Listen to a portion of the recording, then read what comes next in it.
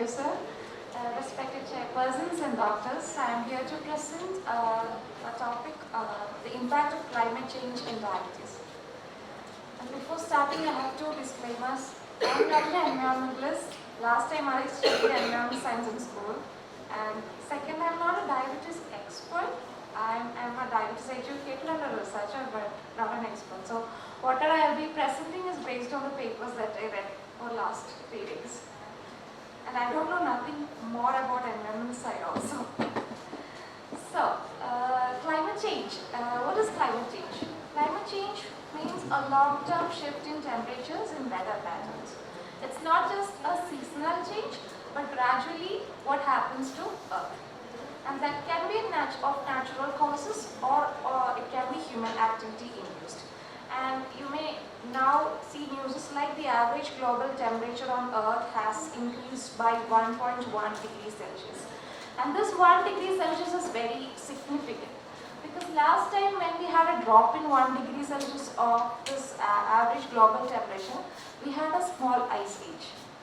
And maybe 200 years or 200,000 years back, when we had a 5 degree fall in this global temperature, we had a major ice age where extinction of several species happened.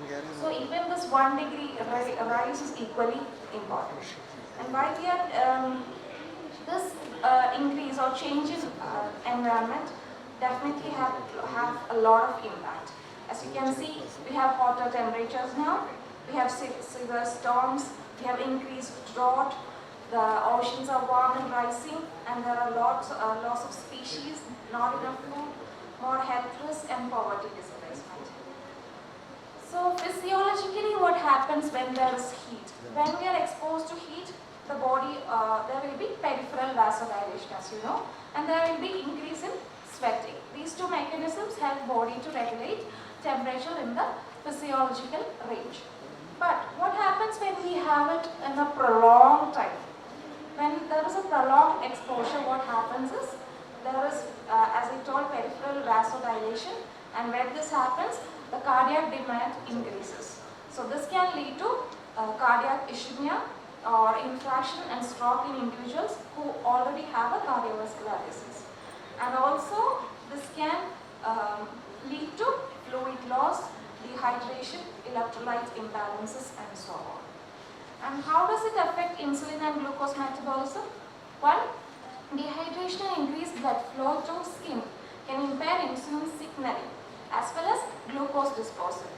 That is, dehydration and increased blood flow to skin can impair insulin signaling. Dehydration can make cells less responsive to insulin.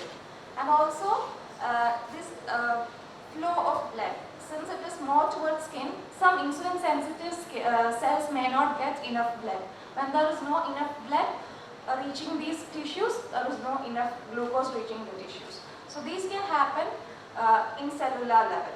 As well as when we look at the hepatic cells, what happens is insulin actually induces cell swelling in liver, which is very important for signaling pathways. But when there is dehydration in cellular level, the signaling gets affected. Also, dehydration can cause, dehydration due to heat can cause inability of insulin to uptake potassium ions, which can also affect signaling. And these all can lead to insulin resistance and affect pathways inside the cell. Apart from these, it can also increase vasopressin levels in our body, and this can stimulate gluconeogenesis. So, what we can say is heat thereby affects key metabolic pathways, and this can develop insulin resistance and type 2 diabetes. So, as years are coming with more warmer years or more hotter years, there will be more chances of people having insulin resistance and type 2 diabetes. So, according to studies, it is said that in coming years we will have more incidence of type 2 diabetes, and as temperature is increasing, more and more incidence will be happening. And one of the contributors to this climate change is air pollution. And in many studies, or multiple studies, it has shown that air pollution is associated with insulin resistance. And it is said that 1/5 of global burden of type 2 diabetes, I say 1/5 of global burden of type 2 diabetes is attributed to pollution. That is owing to fine particulate matter of less than 2.5 micrometer. And this can also lead to other diabetic complications including cardiovascular disease and also DSP.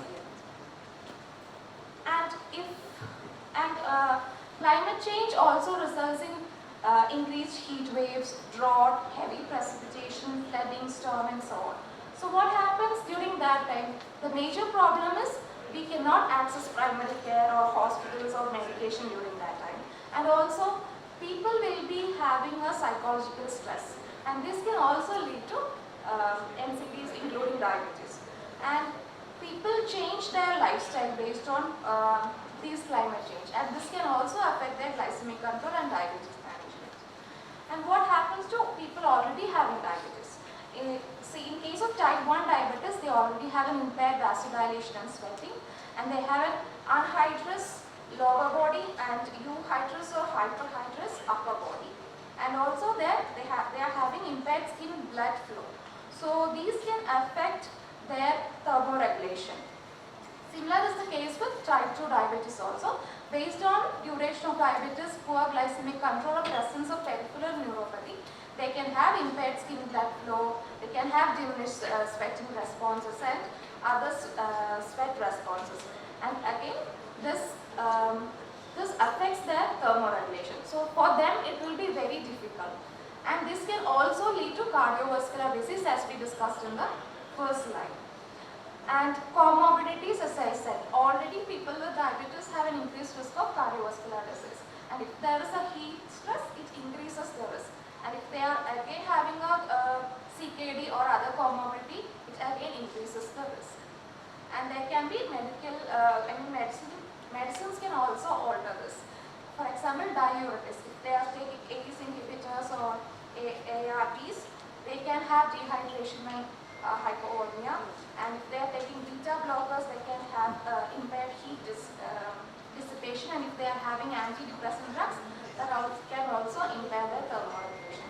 So what we get from these papers are climate change is there, and these can expose people to heat, air pollution, extreme weather events or change in virus micro-host interactions. And this is having vulnerabilities in case of diabetes.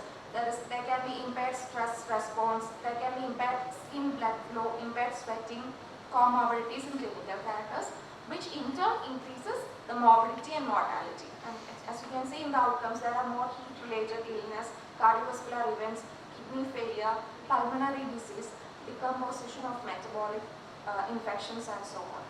But this is of course something new coming in the field of research. So there are many questions that are still unanswered.